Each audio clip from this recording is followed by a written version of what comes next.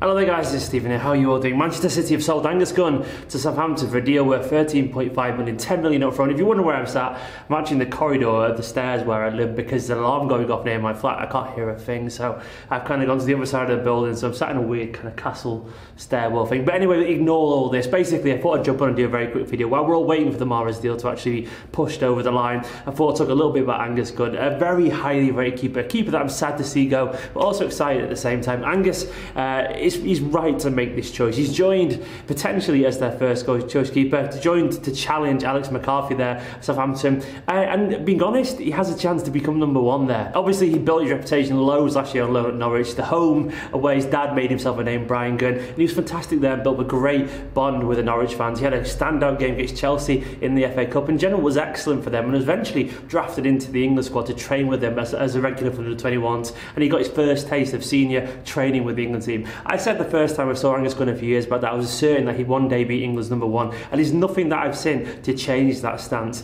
The only problem for Angus was that Ederson existed. Now, if this was Joe Hart there and his form was kind of on the downhill, or Bravo was still number one, I'd honestly fancy Angus to have a chance to have that number one shirt at City, but Ederson is a freak of nature, as we all know, and there is no way that anyone's getting ahead of Ederson at the moment. So Angus probably looked at the bigger picture and thought, I need to build my career. There is no shame in not being able to get ahead of Ederson. And in general, maybe he could have been number two this season, but he probably thought, I probably won't play many games. Bravo doesn't look like it to go anywhere.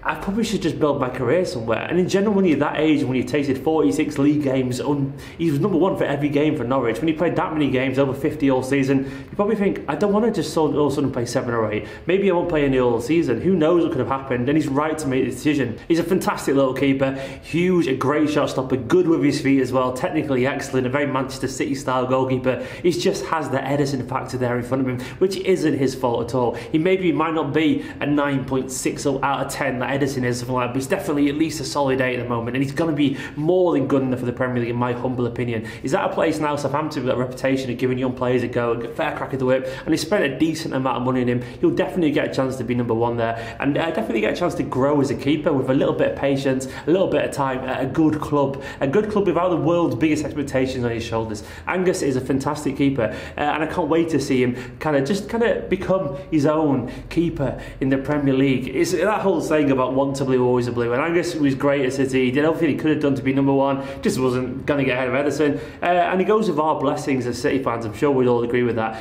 Yes, he could have been number 2 this season maybe, but I do not blame him. I do not blame City either for moving him on and doing what's best for his career. We got a decent fee in the end, 10 rising to 13.5 million based on appearances, and I'm sure there are rumours that there is a buyback clause, in there, and I'm sure that's probably actually true. I wouldn't be surprised if it's quite a lot of money, but then again, he's worth it given the fact that you've got to hedge your bets and all that kind of stuff. It's a shame that we couldn't find a spot for him in the squad, but it's always harder for keepers. It's harder to sit around and wait because keepers are the one position that you don't tend to rotate. I know there's some kind of cup games every now and then that Bravo and the likes play, but this isn't a usual position for that kind of stuff. In general, if you're Manchester City's backup keeper, you aren't going to play loads of football. So I don't really blame Angus Gunn for wanting to move and settling on his career. Yeah, it is a shame to see another academy lad leave, but at the same time, he's 22 years old now. He's 23 in January. He could genuinely be England's number one for a little bit of luck in a couple of years. Jordan Pickford's doing fantastically well there. He's obviously seen the likes of Butland do well, young keepers in the Premier League doing pretty well. And he probably thinks, I want that. I want to be number one. And even though Pickford's in fantastic form for England, there's nothing to say Angus Gunn couldn't be there in a year or so or 2 years. He'll definitely, in my opinion, make his debut for England side the next 2 years.